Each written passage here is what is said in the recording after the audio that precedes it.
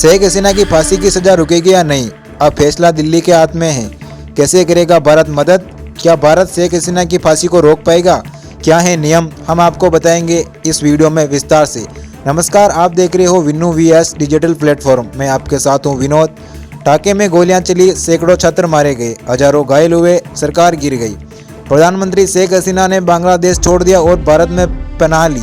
अब भारत में रह रही शेख हसीना को क्राइम अगेंस्ट ह्यूमैनिटी के आरोप में मौत की सजा सुनाई गई। शेख हसीना को ढाका में अंतर्राष्ट्रीय अपराध न्यायाधिकरण ने सजा सुनाई है, लेकिन अब यह सवाल है कि क्या भारत उन्हें बांग्लादेश के हवाले करेगा? क्या इस सजा में भारत का कोई कानूनी प्रभाव है? क्या यूएन इस फैसले को मान्यता देगा? और क्या शेख हसीना की जान अब भारत के फैसले पर टिकी है? आइए आपको समझाते हैं पूरे मामला। पिछले साल 2024 में बांग्लादेश की आरक्षण नीति सुधार के विरोध की शुरुआत हुई। आंदोलन सिर्फ 48 घंटे में राष्ट्रव्यापी बगावत बन गया। कुछ रिपोर्टर के मुताबिक इस आंदोलन में 1200 से 1400 के करीब लोगों की मौत हुई, 20,000 घायल हुए, 8,000 से अधिक छात्रों की गिरफ्तारी हुई और 23 दिन तक सोशल मीडिया ब्लैक आउट रहा।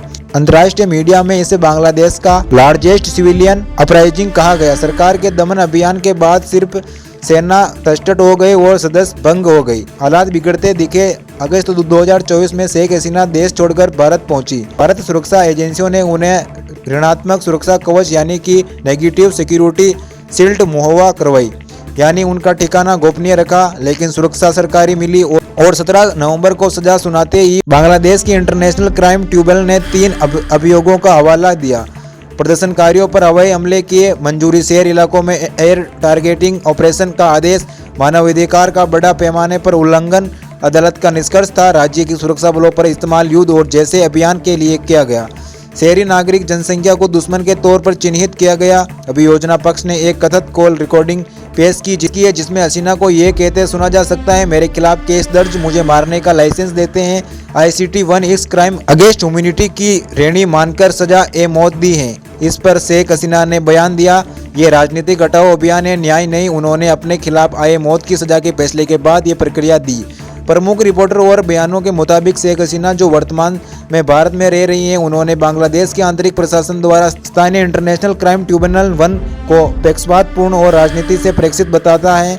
उन्होंने इस एक कंगारू कोर्ट और अपनी आवामी लीग पार्टी को राष्ट्रीय चुनाव में भाग लेने से रोकने के लिए राजनीतिक अभियान का हिस्सा बनाया। हसीना ने इस मुकदमे को मान्यता देने से इनकार कर दिया। ये प्रतिक्रिया उनके और उनकी पार्टी के रुख को दिखाती है कि यह फैसला न्याय पर आधारित ना होकर राजनीतिक प्रतिरोधों का नतीजा है।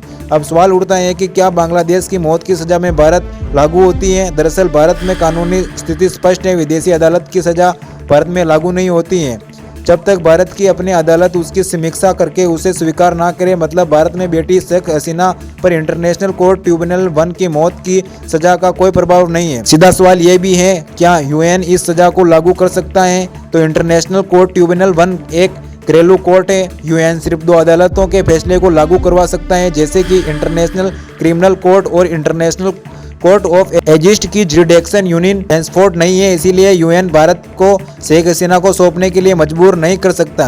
सवाल ये भी है कि क्या भारत कानून रूप में प्रोटेक्शन कर सकता है? भारत बांग्लादेश में एक्सट्रेडिशन मौजूद, लेकिन भारत का कानून प्रत्यर्पण और 3 सुरक्षा फिल्टर लागू करता है, जिनकी अलग अलग शर्त है। राजनीतिक प्रतिरोध का जोखिम हो तो प्रत्यार्पण रोका जा सकता है। दोबारा निष्पक्ष ट्रायल ना मिले तो प्रत्यर्पण को रोककर ब्लॉक किया जा सकता है। तीसरा, मानवाधिकार उल्लंघन का खतरा या मौत की सजा का डर हो तो राजनीतिक शरण की प्राथमिकता दी जाती है। भारत का एक्स्ट्रा एटर कहता है कि death penalty plus politics reason is equal to extra legal deniable, यानी भारत चाहता है पूरी तरह कानूनी आधार पर प्रत्यर्पण को रोका जा सकता है। सवाल ये भी है, अगर भारत मना करे तो बांग्लादेश क्या कर सकता है? इस कंडीशन में बांग्लादेश कूटनीतिक दबाव डाल सकता है, जैसे कि सार्क OIC यानी कि कॉमनवेल्थ जैसे अंतर्राष्ट्रीय संगठनों में शिकायत कर सकता है। UARC में मुद्दा उठाया जा सकता है, लेकिन इस सूरत में भारत के पास भी कानूनी सुरक्षा दीवार है। मानव अधिकार शील्ड यानी कि ह्यूमन राइट शील्ड, राजनीतिक उत्पीड़न खंड यानी कि पॉलिटिकल परक्यूशन क्लोज, निक्सन सुनवाई सिद्धांत यानी कि फेयर ट्रायल डॉक्ट्राइन। इसीलिए बांग्लादेश को कानूनी रूप से बाध्य नहीं कर सकता। ये सारे भारत के पास शेख हसीना को बांग्लादेश को वापस सौंपने का असर बांग्लादेश में, मतलब ये सवाल है कि शेख हसीना को बांग्लादेश को वापस वापस सौंपने का असर क्या हो। दरअसल बांग्लादेश में भारत विरोधी भावनाओं का बढ़ना, हसीना की अवामी लीग पार्टी के समर्थक और सहानुभूति रखने वाले में भारत के खिलाफ भारी गुस्सा पैदा हो सकता है, जिससे द्विपक्षीय संबंध तनावपूर्ण हो सकता है। भारत शासन बदलता है का आरोप भी है, यानी कि ये भी इसका इफेक्ट होगा। विपक्ष और दूसरे समूह इस घटना का इस्तेमाल ये दावा करने के लिए कर सकते हैं कि भारत अपने पड़ोसी देशों की आंतरिक राजनीति और सत्ता परिवर्तन में सीधे तौर पर दखल देता है। सुरक्षा और राजनीति का खतरा भी है, यानी कि अवामी लीग की तरफ से हिंसक प्रक्रियाएं हो सकती हैं और भारत एक पूर्व प्रधानमंत्री को सौंपने का आरोप भी लगा सकता है, जिससे क्षेत्र में भारत की छवि और सुरक्षा पर असर पड़ सकता है। तो वहीं शेख हसीना को वापस नहीं सौंपने का असर क्या होगा।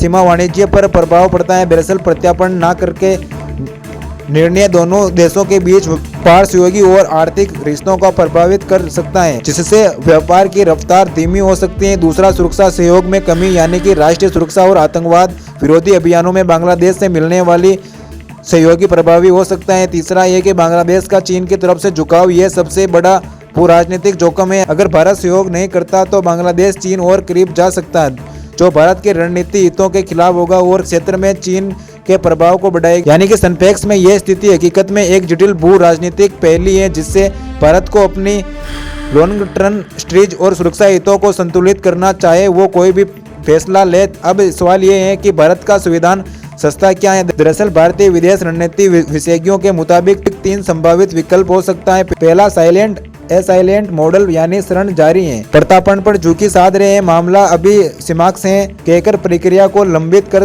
दूसरा, ह्यूमन राइट शील्ड मॉडल, यानी साफ कहना, मौत की सजा या राजनीतिक दबाव होने के कारण प्रत्यार्पण संभव नहीं है।